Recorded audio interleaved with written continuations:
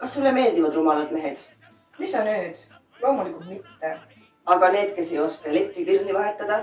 Ammugi mitte. Aga need, kes ei oska voodist mitte midagi teha?